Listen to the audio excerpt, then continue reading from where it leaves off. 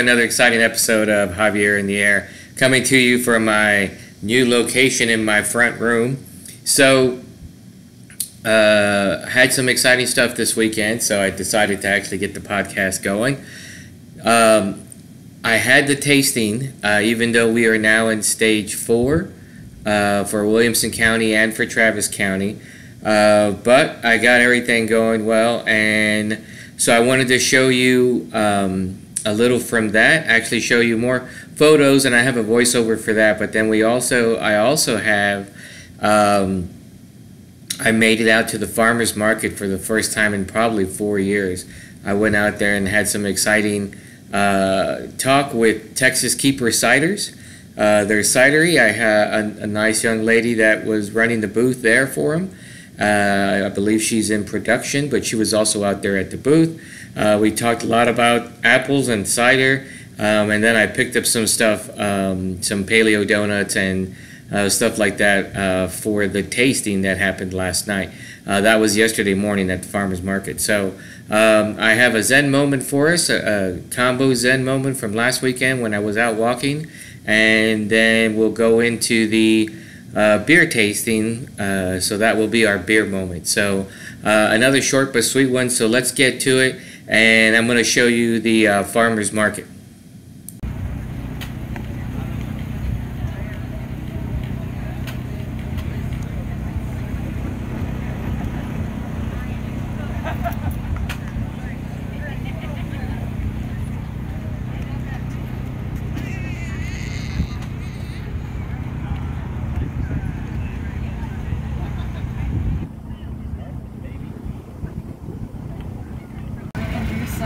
Some cider. I mean, it's really incredible what the cider world has turned into. You know, it wasn't really that big, especially when I first moved here and was doing beer. Yeah. I did find these guys, Texas Keeper, when I lived down by the cidery in 2014. So I know it was a quick thing. I should have done a little bit longer, but I just wanted to get something out there from the farmer's market. So the farmer's market is right here in Cedar Park at Lakeline Mall. In the back, it's more closer to 620. Well, it's just right there on 620. You just turn in like you're going to the mall, and it's actually right there.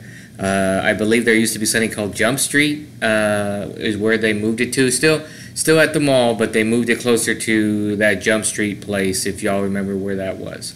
So part of why I wanted to show it was because of the market.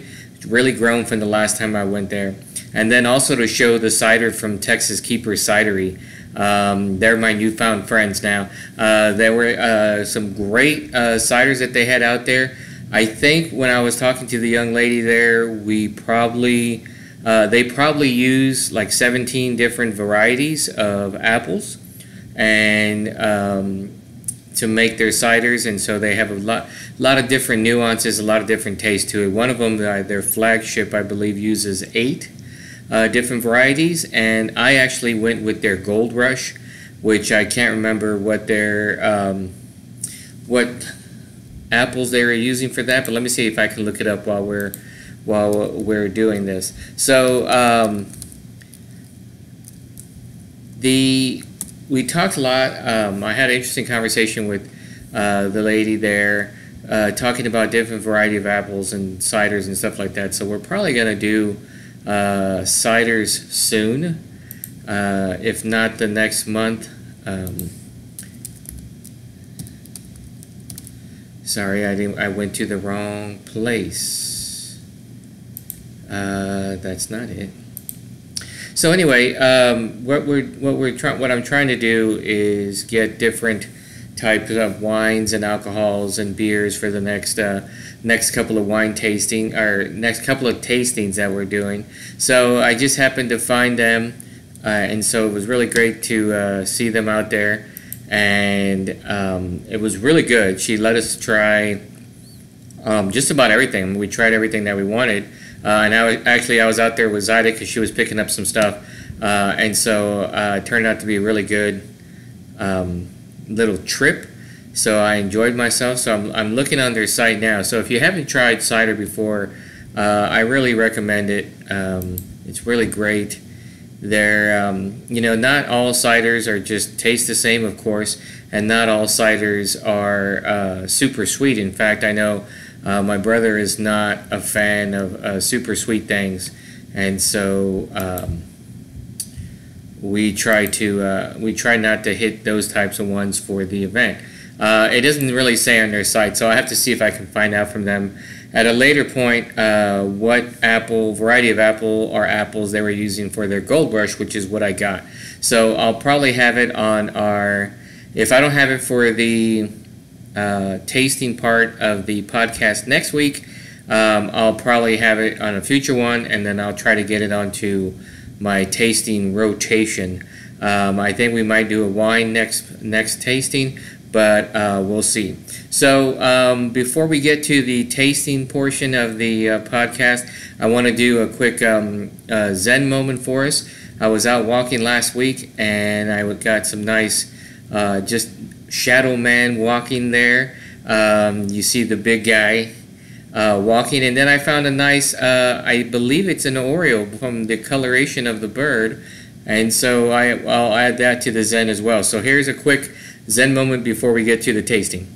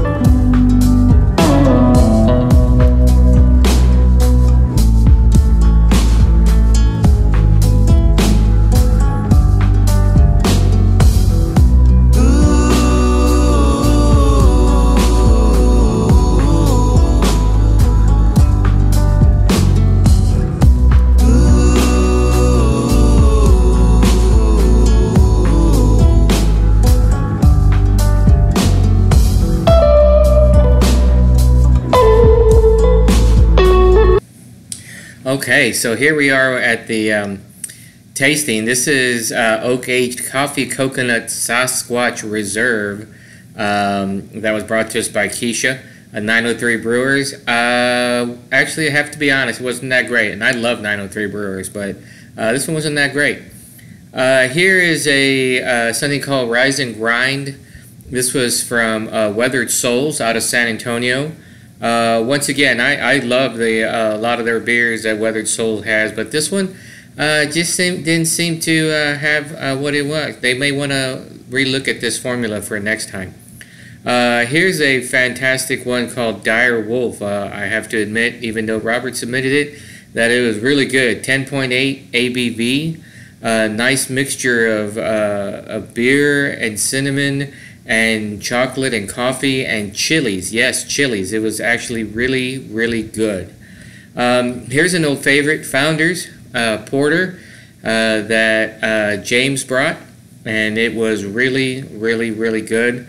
And didn't win though, and Dire Wolf didn't win either. But as far as porters go, this one is just about top notch. So we also, because some people don't like beer, we also had some submissions. This is Jameson's Cold Brew coffee and whiskey, and it was pretty strong. It wasn't super fantastic, but it wasn't bad either. So it turned out to be pretty good drink, especially towards the middle or towards the end of the night. Here's one in honor of the Lebowski. This is a White Russian milk stout, and it's actually called "This Is What Happens When You Find a Stranger in the Alps." For those of you that know Lebowski, the Lebowski movie, wasn't that great, wasn't that bad. So it was right in the middle of the pack. It did fairly well voting wise. Here's another one from James. This is Black House's Modern Times beer, or I think that's the way it is. This is their coffee roast stout.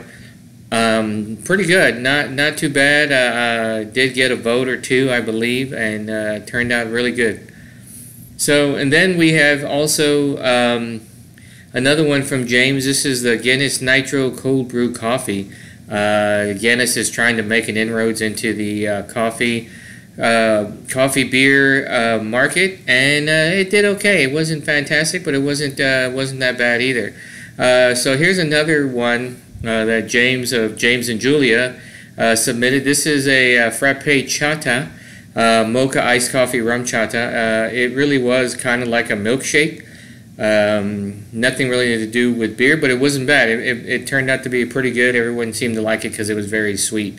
Robert did. And then the winner, here's Zuzi, a spiked cold brew. Last minute submission from Ryan, aka Gomer. Did a great job. Everyone really loved it, and so this was the takeaway winner. I believe it won by 1 or 2 votes. So overall, it was a really good night. So I wanted to show you the board that I made for my charcuterie. I had fruit and jams and jellies and breads and crackers and cheeses and meats and all that. And so I cut this from excess board that I had and stained it. Well, jigsaw cut it, stained it, shellacked it to within 1 inch of its life. I think I had about 4 coats on each, and then used it for the evening. Turned out to be a great evening overall. Thanks, everyone. Okay, and that's it. So you saw the winner there, Ryan, aka Gomer, with his last-minute entry of Zuzi. Turned out everyone was a fan of it, so got the most votes, and he won the prize. So Gomer, the next time I see you, I owe you a gift card. So we're now into the end of the episode. So thank everyone who made it out to the tasting. Next month, I believe I'm going to try to do a cider, maybe a wine. I'm not sure yet. I'm going to post in the chat and see if I can get some feedback on that. Once again, I'm always looking for people to interview. That's why this is another short one. I don't have anybody else to interview yet. I know it's crazy. People were getting out, and now we're in stage 4, so everybody's kind of heading back in. So we're back into crazy times. So we'll figure it all out. Maybe I can have someone next week. Maybe I can bring Farmer John, James, and Farmer Zaida to talk about their corn. I might have some corn also. I got it growing out there. They already had a couple of years, so I'm hoping that mine have grown enough that I can have a couple of years of corn so I can show you. And then if anybody is interested that has a store, a business, mom and pop type business, and they want to be on the show, just let me know. I'm going to try to see if maybe I can get Texas Keeper on here, their cidery, try to go out there and do it, or I'll talk to the person out here at the farmers market again and see if I can get some other ciders from her, talk a little bit more about Texas Keeper. And so thanks to everyone who made it. Thanks to the Farmers Market for the great scone that I had yesterday morning, and for the cider. And I will see everybody again next week here on Javier in the Air. Have a good one. Thanks a lot.